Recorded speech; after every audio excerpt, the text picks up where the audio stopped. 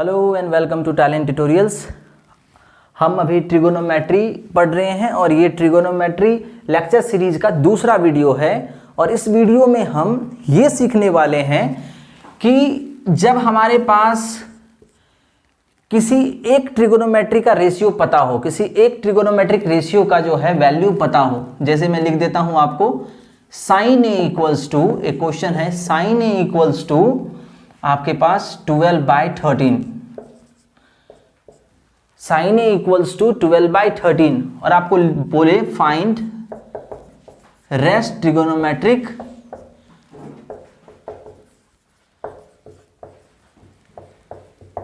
Ratios. आपको बोले कि फाइंड रेस्ट ट्रिगोनोमेट्रिक रेशियोज कैसे निकालेंगे हम। साइन ए इक्वल्स टू 12/13 हमारे पास है, बोलेगा फाइंड रेस्ट ट्रिगोनोमेट्रिक रेशियोज कैसे निकालेंगे हम। तो एक बात तो आपको समझ में आ गया होगा इससे कि sir sine A equals to हमारा है 12/13, ठीक है ना। तो सर ये हमारा P/H दिया हुआ है, P/H हमारे पास है। और सर हम एक ट्रायंगल बना लेते हैं जिसमें हम ऐसा लिख लेते हैं ABC। देखो ये जो दिया हुआ है इसी से हम चीजों को निकाल रहे हैं। Sine A equals to 12/13 P/H। बोलोगे सर साइन ए दिया हुआ था, ये तो बोला ही नहीं कि ट्रायंगल ABC है। बेटा एक एंगल A है ना, बाकी को तुम P और Q लिख दो, कोई फर्क नहीं पड़ता। आप ट्रायंगल APQ बना लो। तो हम नॉर्मली ABC PQRDE ट्रायंगल बनाते हैं, इसलिए मैंने ABC लिख दिया। एक एंगल तो A होगा ही होगा, ये बता रहा है एक एंगल A होगा। बोलोगे सर यदि यहां पर साइन A की जगह पर साइन थीटा होता तो तब फिर ट्रायंगल हम कुछ भी लिख लेते, जिस एंगल के बारे में बात कर रहे होते वो क्या होता, थीटा होता। समझ में आ रही है मेरी बातें, आ रही है ना समझ में। तो समझ में आ रही होंगी कि आपका ट्रायंगल यहां साइन A लिखा है तो मतलब ट्रायंगल A तो होगा ही होगा, एक एंगल A होगा, बाकी दो एंगल कुछ भी हो। जैसे मैंने APQ लिख दिया, हो सकता था कि ये ABC हो, ठीक है ना, या फिर APG हो, कुछ भी हो सकता है, एक एंगल A होगा। और जब साइन थीटा रहता तो ट्रायंगल का नाम सर कुछ भी होता, हम उसे थीटा लिख देते। फिर तुम बोलोगे सर क्या हम थीटा नहीं लिख सकते थे यहाँ। बेटा थीटा जो है ना नॉर्मली हम एक कांस्टेंट के रूप में यूज करते हैं, वैल्यू के रूप में, इसलिए वो ट्रायंगल के एंगल का मेजरमेंट है, ठीक है ना। तो साइन ए इक्वल्स टू हमारा P/H 12/13 दे रखा है। तो जो हमें वैल्यू दिए हुए थे उससे हमने कुछ चीजें निकालने की कोशिश करी। और जिन्हें समझ में नहीं आ रहा है वो सबसे पहले जाके पहला वीडियो देखें, वहां मैंने ये सारी बातें बताई हैं, ठीक है। तो ये आपका ट्रायंगल, मैं ABC ही लिखूंगा, नॉर्मली हम ABC ही लिखते हैं, आप यहां से लिख सकते थे, यहां भी कोई फर्क नहीं पड़ता। तो आप एंगल A के बारे में सर बात कर रहे हैं, हाँ। तो आपका P कितना हो गया 12, ये आपका सर 90 है, तो ये हो गया आपका 13। अच्छा जी, तो P आपके पास है, H आपके पास है, गायब क्या है B नहीं है सर। और रेस्ट ट्रिगोनोमेट्रिक रेशियो लिखने के लिए हमें B चाहिए ही चाहिए। किसको लाना पड़ेगा, पाइथागोरस जी को। पाइथागोरस जी ने क्या बोला है, पाइथागोरस ने बोला कि हाइपोटेनुअस का स्क्वायर इक्वल्स टू परपेंडिकुलर का स्क्वायर प्लस बेस का स्क्वायर। सर हाइपोटेनुअस और परपेंडिकुलर तो दे रखा है, निकालना बेस है, ठीक है सर। तो क्या करना है, बेस का स्क्वायर इक्वल्स टू हाइपोटेनुअस का स्क्वायर माइनस परपेंडिकुलर का स्क्वायर, बेस का स्क्वायर इक्वल्स टू वैल्यू डाले तो ये है आपका 13। और आपको मैंने पाइथागोरियन ट्रिपलेट भी बताया है, वो याद रहेगा तो डायरेक्ट वैल्यू निकाल लेंगे आप, इतना रफ करने की जरूरत नहीं है। 169 माइनस 144 B इक्वल्स टू √25, कितना आ गया ये 5 आ गया। सर हमारा बेस आ गया 5। जब बेस आ गया तो बाकी चीजें निकालने में है क्या, साइन ए दे रखा है तो कॉस ए निकालते हैं, ठीक है। कॉस ए क्या होगा B/H, B है 5, H है 13। लिख ही देता हूं आप लोगों को, थोड़ा जिन्होंने नहीं भी देखा उसे भी थोड़ा समझ में आ जाए कि कॉस होता है हमारा B/H, तो ये हो गया 5/13। tan ए होता है हमारा P/B, तो ये हो जाएगा हमारा P है 12, B है 5। और इसी क्वेश्चन में यदि आपसे पूछ ले कि सर ये बताओ मुझे साइन C कितना होगा, इसी क्वेश्चन में, ऐसे क्वेश्चन में पूछ ले जैसे साइन ए दे रखा हो, फाइंड रेस्ट ट्रिगोनोमेट्रिक रेशियो की जगह क्वेश्चन हो ऑल्सो फाइंड साइन सी। अरे सर सी की जब बात करेगा तो सर ये परपेंडिकुलर हो जाएगा और ये क्या हो जाएगा, बेस हो जाएगा। तो इसको हम थोड़ा दूसरे क्वेश्चन में करेंगे, ठीक है ना। तो ये आपको समझ में आ गया होगा। साइन कॉस टेन हमने निकाल लिया। कॉसेक निकालना है सर, पलट देते हैं ना, इसे यहीं पर पलट देते हैं, ये तो बिना कुछ किए भी निकल जाता है। Cosec A equals to 13/12। Sir cos है तो सेके निकाल दो, तो सेके हो जाता है सर h/b, तो 13/5। और टेन ए है तो कॉट ए सर b/p, तो ये हो गया सर 5/12, ठीक है। तो इस तरह जब एक ट्रिगोनोमेट्रिक रेशियो दिया रहे तो बाकी निकालना बहुत ही क्या है, आसान है। एक चीज और मैं आपको बताता हूं, कभी कभी क्वेश्चन दूसरे तरीके से भी दिया रहता है। कैसे, आपको कभी कभी ऐसा भी मिल जाएगा, सिर्फ साइन ए इक्वल्स टू 4 दे देगा। अब बोलोगे अरे ये क्या दे दिया, ये हम कैसे सॉल्व करेंगे। आपको सॉल्व करना क्या है, आपको सॉल्व करने के लिए बड़ा ही सिंपल, अच्छा ऐसा तो नहीं दे, यहां दे देगा 5 sin a equals to 4, 5 sin a equals to 4, ऐसा क्वेश्चन दे दिया। क्या करोगे आप, इसे लिखोगे sin a equals to 4/5। Solve कर सकते हैं कि नहीं, कर सकते हैं। कभी कभी ऐसा भी क्वेश्चन दे देगा tan a इक्वल्स टू 3, सिर्फ ऐसा, यहां पर कुछ भी नहीं है, यहां तो कुछ था तो हम डिनोमिनेटर में लेके चले गए। अच्छा आपको एक बात बताऊं, ये हमने ऐसा क्यों लिखा, क्योंकि आपको पता है ना कि हाइपोटेनुअस सबसे बड़ा साइड है। यहां पर यदि मैं 4 के नीचे कुछ नहीं लिखता ना तो 4/1, न्यूमरेटर बड़ा हो जाता, डिनोमिनेटर छोटा हो जाता, तो ऐसा तो पॉसिबल ही नहीं है ट्रिगोनोमेट्री में, साइन के टर्म में।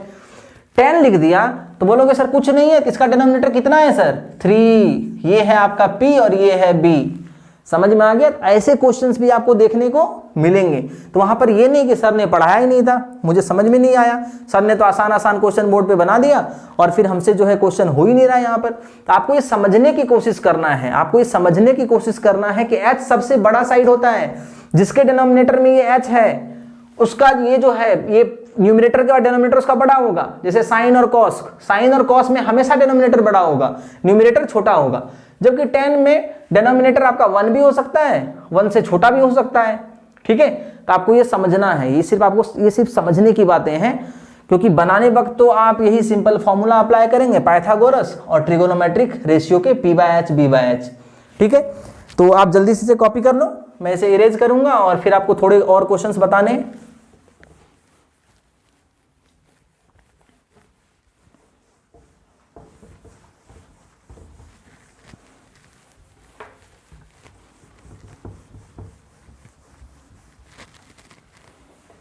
ठीक है, अब आपको मुझे बताना है ट्रिगोनोमेट्रिक या फिर वैल्यू टेबल, वैल्यू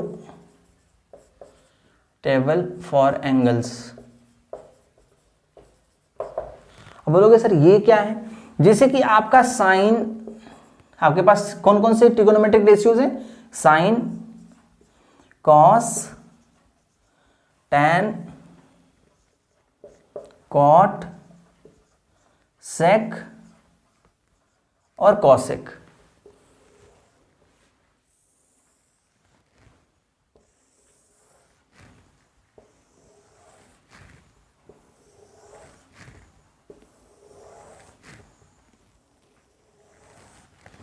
ठीक है, और यहां पर मैं लिख देता हूं थीटा 0 डिग्री, 30 डिग्री,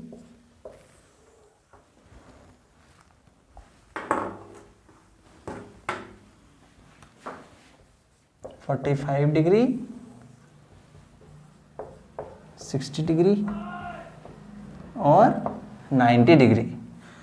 अब हमें क्या करना है ना, जैसे ये मैंने ऐसा टेबल लिखा है ना रोज और कॉलम्स में, यहां जो वैल्यू आएगा वो साइन 0 का वैल्यू होगा, यहां जो वैल्यू आएगा वो कॉस 0 का वैल्यू होगा, टैन 0, कॉट 0 और यहां मैं थीटा सब में लगा देता हूं। एंगल को लिखने के लिए जो है ना हम कुछ टर्म जैसे alpha, beta, gamma, theta, psi, pi, इन सब को यूज करते हैं। ये सब सिंबल्स हैं जो हम एंगल को रिप्रेजेंट करने के लिए यूज करते हैं। वैसे फिजिक्स में अल्फा, बीटा, गामा रेज भी होते हैं, ठीक है ना। और गामा रे सबसे क्या होता है, डेंजरस होता है, हार्मफुल होता है, बहुत ज़्यादा पेनिट्रेटिंग कैपेसिटी होती है उसकी। तो साइन 0, इसे याद कैसे रखना है, तो पहले हम सीखेंगे टेबल बनाने के लिए। आपको करना क्या है, देखिए यहाँ लिखना है 0 1 2 3 4 और हर एक को आपको 4 से क्या करना है, डिवाइड, और इस पे चढ़ा देना है आपको अंदर रूट, इसका स्क्वायर रूट निकाल लेना है। जो वैल्यू आएगा ना वही इनके वैल्यूज होंगे। स्टार्टिंग में थोड़ा ऐसे मेहनत कीजिए, 2-4 बार टेबल बनाइए, बाकी आपको अपने आप याद हो जाएगा। तो 0/4 0, अंदर रूट 0 0, 1 न्यूमरेटर का स्क्वायर रूट 1, डिनोमिनेटर का 2, 1/2, ये थोड़ा कट कर दें, ऊपर में 1 1/√2 नहीं निकलेगा, √3 ऐसे ही रह जाएगा, और 4 से 2, 4 से 4 कट हो गया 1, ये हो गया 1। यानी साइन 0 का वैल्यू 0, साइन 30 का वैल्यू 1/2, साइन 45 का वैल्यू 1/√2, साइन 60 का वैल्यू √3/2 और साइन 90 का वैल्यू 1। अच्छा, कॉस के लिए क्या करना है, सिंपली वहां से पलट देना है, यानी जो 0 का वैल्यू है ना वो 90 का वैल्यू होगा, जो कॉस में 90 का वो 0 का। ऐसा क्यों, ये भी हम अगले लेक्चर में पढ़ेंगे, क्योंकि मैंने जब लिखा था ना, पता है क्या लिखा था, साइन को ऐसे लिखते हैं SI यानी साइन, और कॉस को लिखा था कोसाइन। आखिर ये कोसाइन क्या है, साइन से कोसाइन क्यों बना था, तो सिंपली एक छोटी सी बात बताता, कॉम्प्लीमेंट्री एंगल आप लोगों ने पढ़ा होगा। कॉम्प्लीमेंट्री एंगल क्या होता है, कॉम्प्लीमेंट्री एंगल, दो एंगल का सम 90 तो कहलाता है कॉम्प्लीमेंट्री। अब दो एंगल का सम 90 से 30 और 60, तो 30 60 का कॉम्प्लीमेंट्री और 60 30 का कॉम्प्लीमेंट्री है। इसी तरह जो है ना साइन और कॉस जो है ना वो एक दूसरे के कॉम्प्लीमेंट्री हैं, यानी जो साइन 30 का वैल्यू होगा वो कॉस में कितने का वैल्यू होगा, 60 का, और जो साइन में 60 का वैल्यू होगा कॉस में 30 का। तो सर साइन 45 और कॉस 45, क्योंकि 45 का कॉम्प्लीमेंट्री तो 45 ही होता है, तो सर साइन 45 और कॉस 45 दोनों इक्वल होते हैं, ठीक है ना। तो इसको हम अगले वीडियो लेक्चर में मैं इसे डिस्क्राइब करूंगा। अभी आप इस वैल्यू को मैं ऐसे ही लिखूंगा। तो ये 90 वाला, तो यहां लिख देता हूं 1, ये हो गया आपका √3/2, ये हो गया 1/√2, ये हो गया आपका 1/2, ये हो गया 0। अब एक और जबरदस्त बात मैं आपको बताता हूं, साइन थीटा को हम टेन थीटा को हम sine theta upon cos theta लिख सकते हैं। मैं रिपीट कर रहा हूं, टेन थीटा को sine theta by cos theta लिख सकते हैं।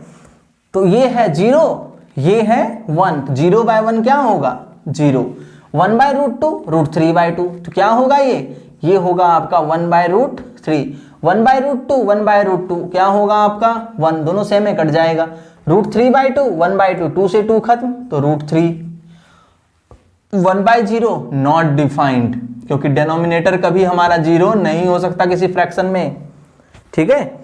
अब साइन का क्या है, साइन का मल्टीप्लिकेटिव इनवर्स क्या है, कॉसेक, ये है आपका 0/1, तो ये होगा 1/0 नॉट डिफाइंड, 1/2 2/1, 1/√2 √2/1, √3/2 2/√3, 1 तो 1/1 1 ही होता है, तो ये 1 ही रह जाएगा, ठीक है।